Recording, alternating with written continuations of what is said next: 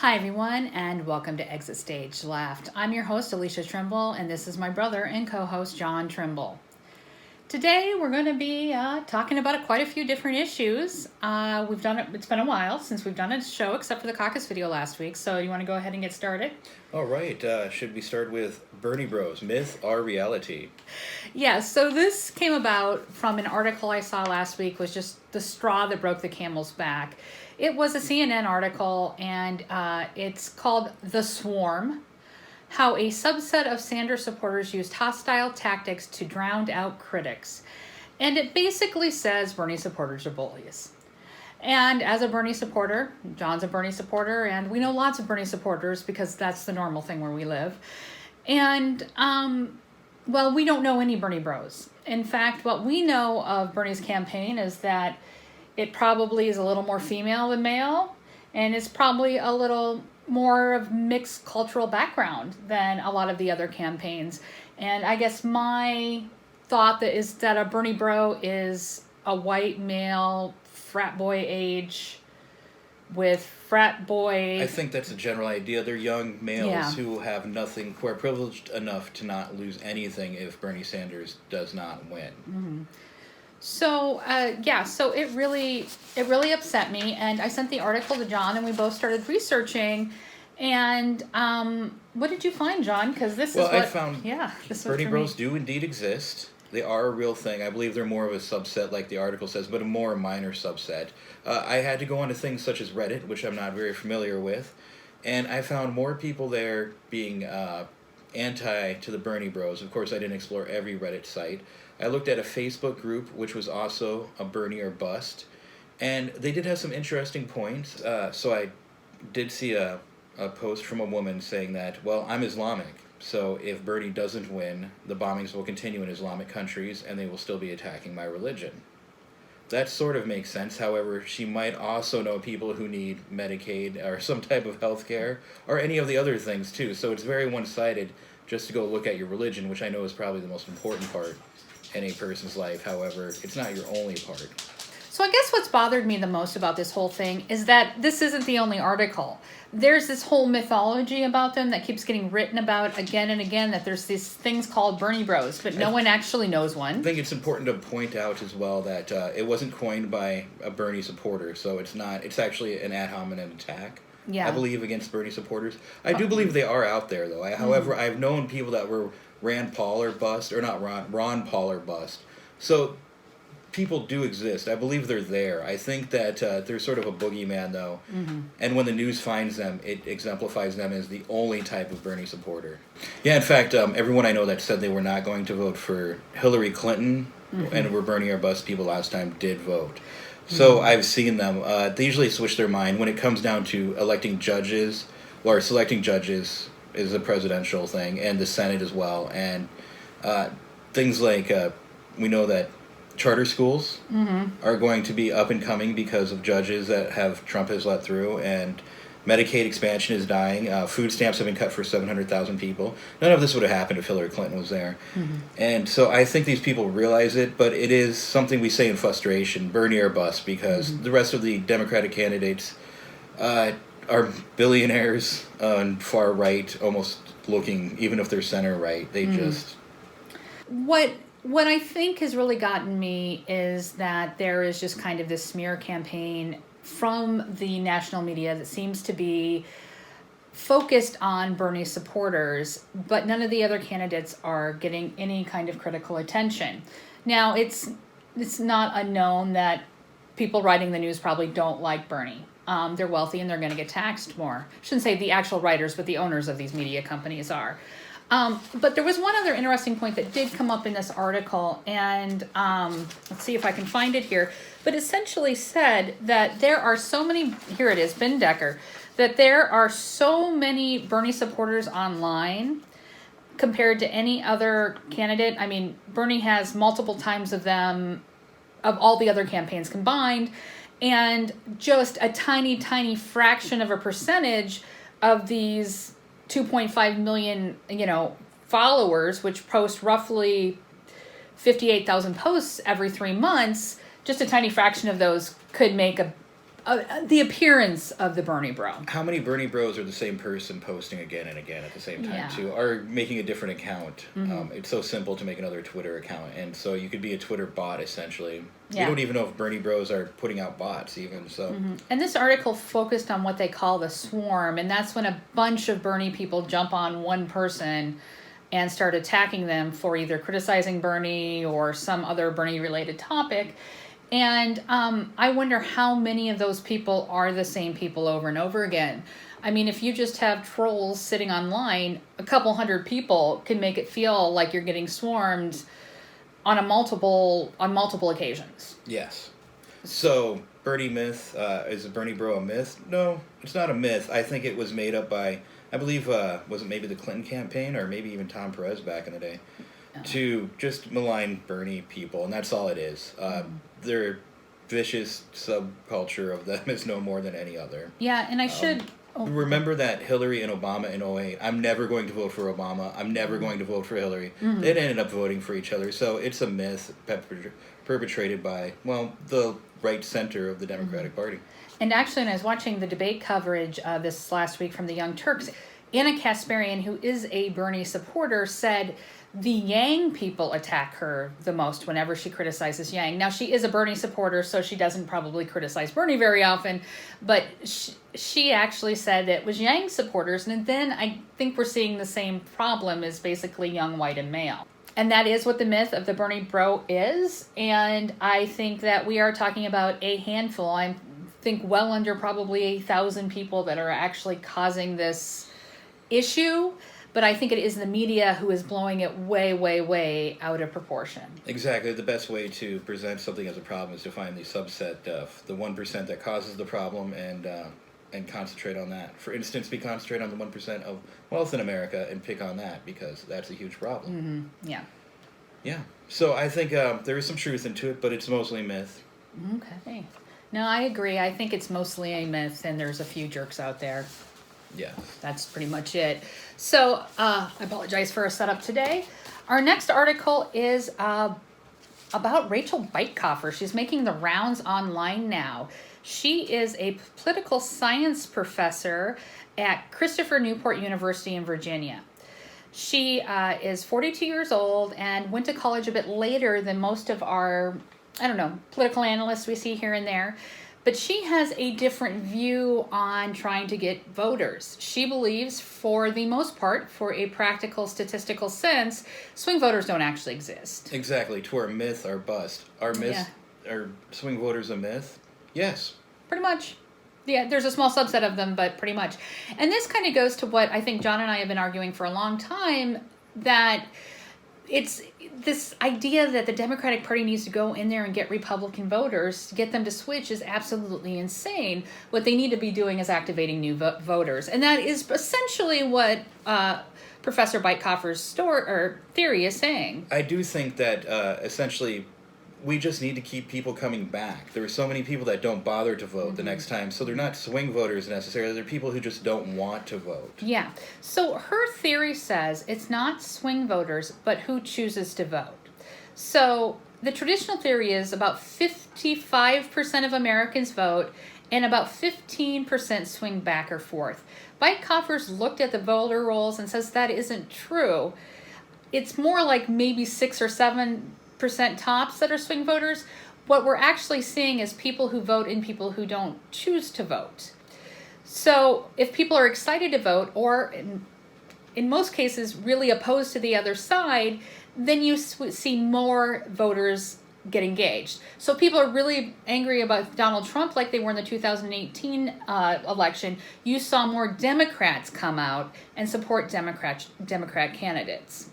Yeah, so essentially some people just stay home and some don't. It's not the swing voter. What she also noted in the 2006 election is there was an uptick in the number of people voting for third-party candidates. And in some states, that percentage of third-party candidates, I believe, in places like, is it Michigan or Ohio, one of those, would have actually swung the vote had they voted for Hillary Clinton. Now, the takeaways from her article are essentially, don't go for swing voters. Energize your base. And she actually says, don't minimize your differences, maximize your differences. So tell people why you're not like Donald Trump if you're running in the Democratic Party for president. She also says that it probably doesn't matter too much that Bernie Sanders is Bernie Sanders. However, a candidate like Joe Biden, on the other hand, who tries to minimize his differences between Republicans, could actually really take a hit in the next election. I think to break it down real simple is energize your base, explain what you are and why you're different, and do you remember that Trump did this? He was going to take away Medicare, Social Security. He was going to figure out how to give everyone premiums that are cheaper than now. And now he's lied, of course, but that's how he got everyone. You knew someone that said we have to vote for Donald Trump because everyone needs health care. Yeah, I did know someone who said that on Facebook, but not a close personal friend by any means. So this article that has been making the rounds lately was a political article by David Freelander. And he actually points out he made several phone calls with her, talked to other strategists, that what seemed to work for Trump is basically what Bycoffer is suggesting. She's saying, Trump maximized his differences. It's us, not them. He energized his base. Look at these crazy rallies they're having. Nothing's getting done at them, but it's like going to a concert almost. It's that kind of atmosphere for the people on the right. Exactly. And so that's what wins, yeah. She also says that the vice presidential pick doesn't matter. Instead, she says that the only way it's going to help is if you further energize a base and separate yourself from, what people are voting against. So going for the boring white guy, if you're, say, a candidate of color or Jewish or a woman, is probably not a good idea. What you want to do is energize more people by your vice presidential pick. So get someone, say, who is a person of color, who is a woman, who is part of a group that can energize a base. We saw this with Trump. He got Pence, who energized the evangelicals. He called to his own kind, and they came. Well, he was a boring white guy. Not to the evangelicals. He was a savior in Christ. Pence is. Do you think they would have voted any differently had he picked someone who wasn't like Pence? I think so. Yes, I think I think that the evangelicals would have not been so energized if they hadn't picked someone like Pence, because he expanded the base by then. He went for what he wanted. He's doing exactly what she said by picking him, and I think Pence expanded that. You think so? I think Donald Trump just. So who do you think would have been a better VP pick? I think if he picked a person of color or a woman might have been very good, because he didn't do very well among women. I think that Republicans would have rejected him more. You think so? Yeah, I think Sarah Palin was a proof of that. And I think they want white males then. You want white males? They do, not I. Yeah, well, no, I don't think. I think McCain lost because Obama managed to energize his base. We all saw it. Trump energized his base with Mike Pence. You're going to get a disagreement from us on this one. I don't think Pence really helped Trump at all, but you have a different view. All right, moving on. Presidential Record Acts of 1978. This we're talking about because Charlie Kirk is a moron. So Nancy Pelosi did this following the State of the Union.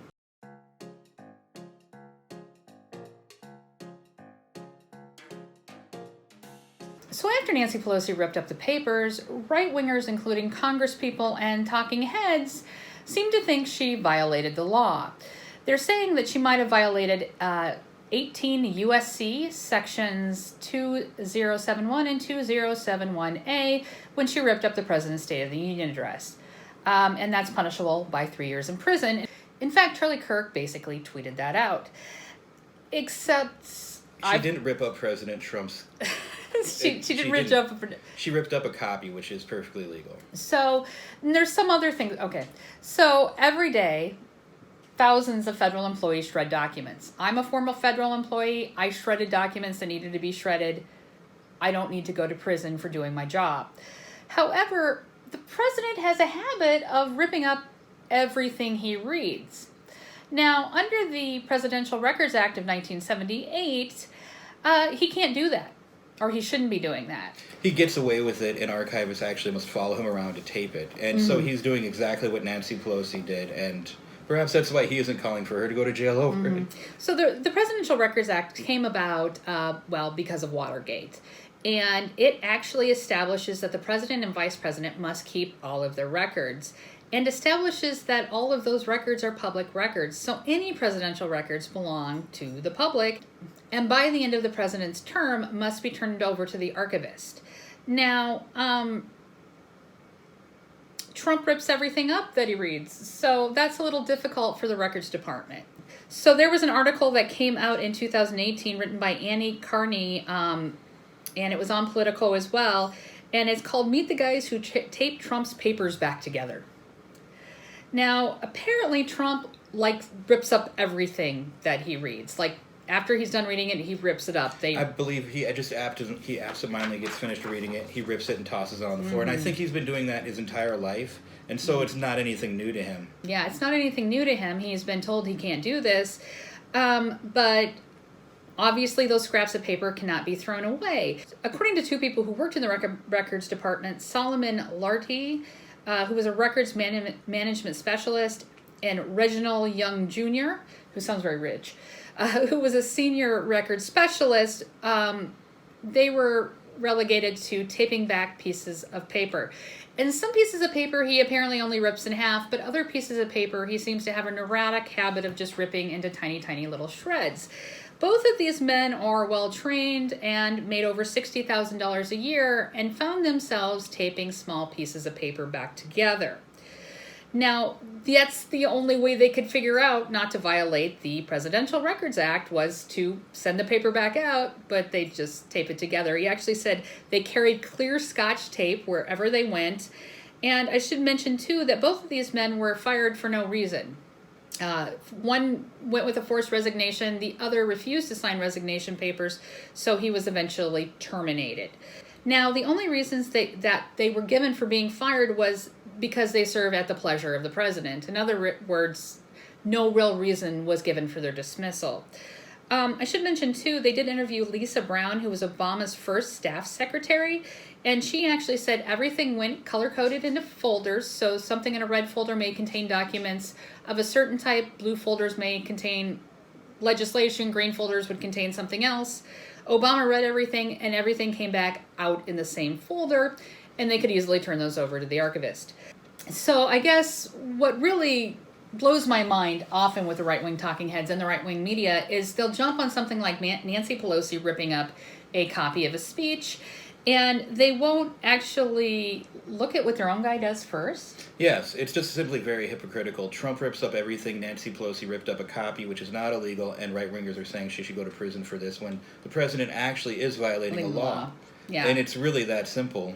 It's crazy that they would do this, but right-wingers will jump on anything to attack, because that's what Trump and the Republican Party does. They just simply attack, attack, and it works for them. But this time they look stupid. And they said they had to dig through trash cans to get these pieces of paper, but a lot of times they just threw them on the floor, so they'd find themselves on their hands and knees.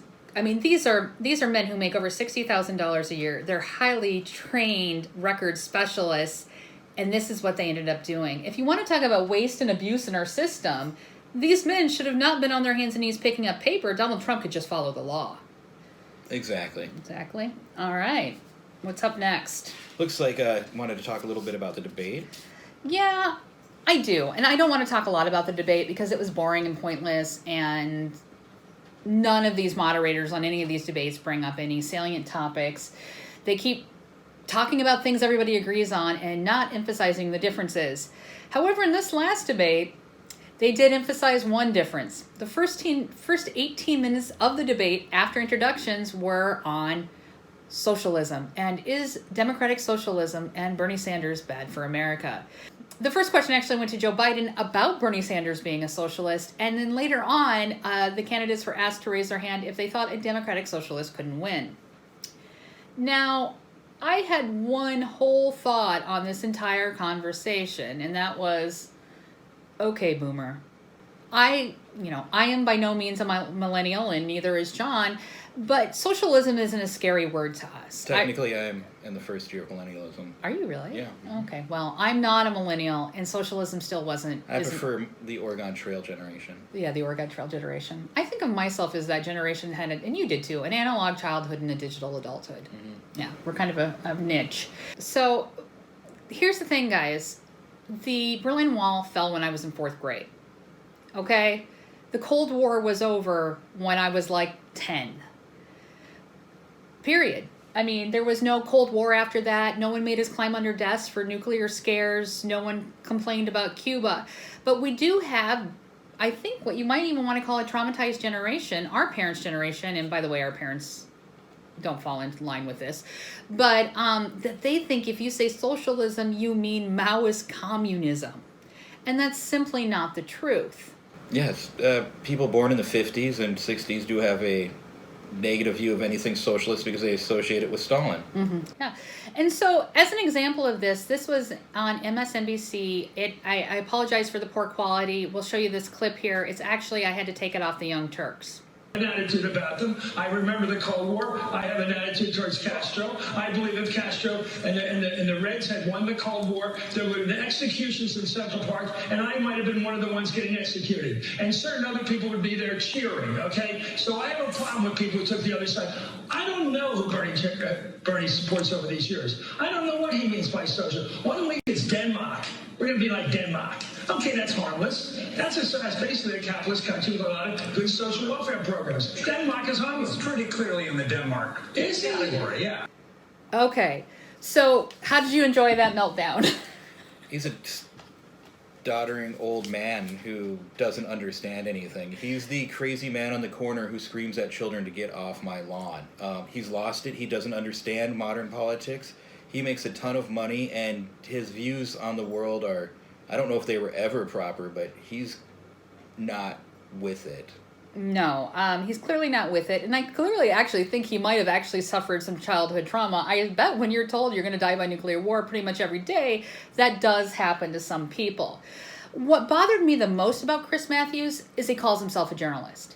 He calls himself a journalist, and he says he doesn't know what Bernie Sanders means by socialism. If he doesn't know if it's like Denmark or, he's going to get drug out and shot in Central Park with a bunch of other people. Well, his co-anchors had to tell him it was Denmark because for some reason over the last 30 years, he's missed everything Bernie Sanders has said. That's my point. You're a journalist, or at least you claim to be one. Shouldn't you actually look up the primary policies of the main presidential candidates? And it's not like Bernie Sanders is new. He's been serving in federal government for 30 years. This is the second time he's been a major contender in a Democratic primary. Yeah, so I guess what I want to say to those of you who still have a mind like Chris Matthews, anybody... Stop it, you're wrong. Stop it. You're wrong. You're wrong. And that's it, you're just wrong. Anybody from Generation X at least, who are older than me, we don't view socialism as a bad word, okay? And actually we understand what socialism means in most cases, unlike Chris Matthews. So, on to our next topic.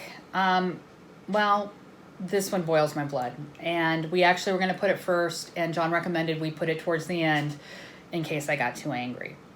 Because of a little-known act in that lawmaking hysteria after 9/11 called the Real ID Act of 2005, Donald Trump has authorized U.S. Customs and Border Patrol to blow up people's grandmothers' remains and kill endangered species. Now, the Real ID Act of 2005 gives the federal government authority to waive any other laws in favor of national security. Now, in this case, what laws are we waiving in favor of national security? Such insidious laws as the Native American Grave Protection and Repatriation Act. Sounds like a horrible one. I know. Yeah. The Endangered Species Act. Oh, no. And the Environmental Protection Act. Dang. Those are vile laws there. Yeah. Now, the Tohono O'odham are an indigenous nation that ended up half in Mexico and half in America, right? The border runs right through their land. Border runs right through their land. Borders are obviously made up of lines, usually by white people in this continent. And they actually still travel back and forth. They have to go through normal border security. And they actually don't see themselves as owning the land. They see themselves as stewards of the land, which is very common in many indigenous cultures. And actually, as a fun fact I learned, there is no word in O'odham for wall. Like, the concept was actually kind of foreign to them before European settlers came to their homeland. Now, it's not like the O'odham don't care about border security. They spend 60% of their police time and a huge amount of their tribal budget. And this is a very poor reservation on border security. They work very closely with border security. I have an opinion on this as well. My opinion is it's their land, and that's that. I don't care if there's a wall in it. I don't care if they decide to let Mexicans through here or any other nation. It's their land, and they decide what they will do with it, and we have nothing to say about it. Well, and on the tribal land, the actual 400 miles of border, they are not allowing the wall to be built. Now, they've done lots of other things. They have those giant things that allow animals to get through but not cars, and a whole bunch of other things. The problem is that this national monument is just off their reservation. And this hasn't been, well, it hasn't been a big deal until now because national monuments are traditionally protected. You don't blow up a national monument to the United States of America if you're the United States government, like Trump is doing. And you don't blow up people's grandmother's remains. Now, this infuriates me, and my first love was archaeology, and I have to say too that they also said that right before the border wall hoo-ha started in their area, they actually did a visible once over the border with archaeologists, and just sitting on the surface they could see artifacts that dated back 10,000 years. That's not even what's underground. So we are not only violating people's dead. We're reinvading the native populations once again, and we are destroying their land, their property, their architecture, and their lifestyle once again. So we're disrespecting the people they have laid to rest. We are also disrespecting their cultural remains. And by the way, there are floodplains, along the river that actually would wipe out a wall, so they don't even think the wall's feasible in a lot of places. Now, obviously, the Oodom Nation wants this to stop, and Congressman Raul Grijalva has been trying to get in contact with U.S. Border Patrol and Protection Services, but they're not responding to him. They're just not getting back to his congressional office. There are also 3 endangered animals and a plant that live in this area. Let's see if I can say this. The Quito pupfish, the Sonoran pronghorn, and the lesser long-nosed bat. Now, the lesser long-nosed bat is very important because it's one of the bats that doesn't just eat insects, it feeds off nectar of cactuses and thereby pollinates them. It is absolutely critical for the cactus population to have these bats around. And why I'm telling you this is because the 4th species, the plant species, is the Aquana cactus, which needs to be pollinated in order to survive. So this I don't even know where to start with this. I mean, That's why I keep it short and pissed off. It works for me.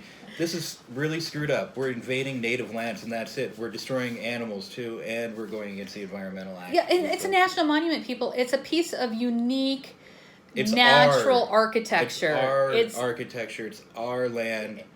The natives have a right to their graveyard on it, and we are destroying it. We, as a people have decided to destroy it. People decided this was so important to preserve this piece of land that they made a law.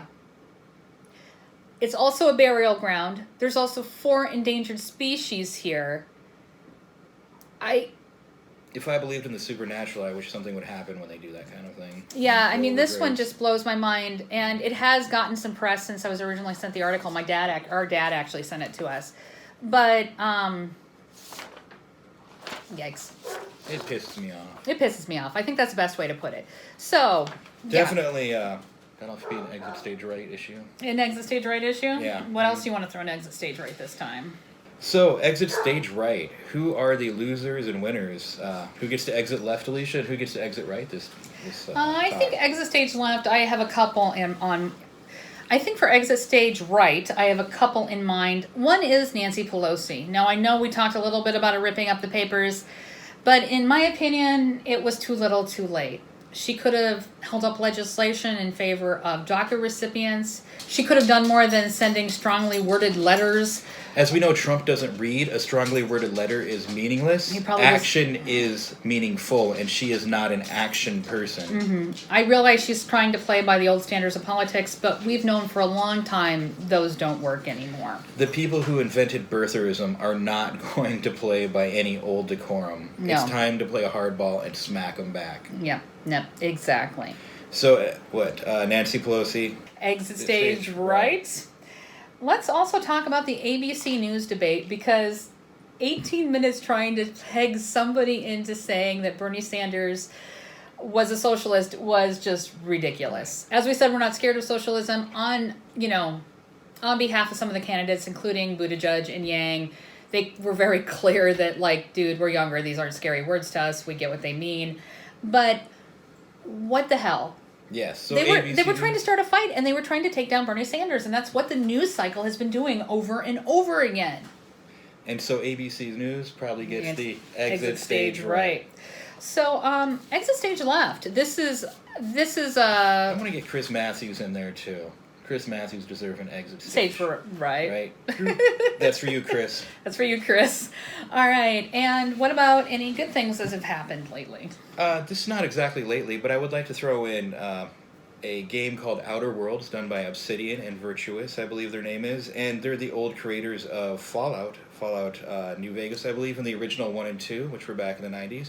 And it's simply a game which you fly around in a spaceship, and it's an RPG in which you battle an evil corporation trying to form unions. And you don't necessarily need to play that way, but I saw Jacobin Magazine call it a leftist game, and by gosh, it is. And so I just want to point out that it's a great game. It's very much, if you enjoyed the Firefly episodes of 20 years ago, you feel like one of the Firefly crew. And it's just a fun game, and so it's something fun to point out. And so I just wanted to say to them, exit stage left. Left. We're exiting stage left. Sorry about that. So good. I'm glad I haven't played that game yet. I will have to give it a try at some point.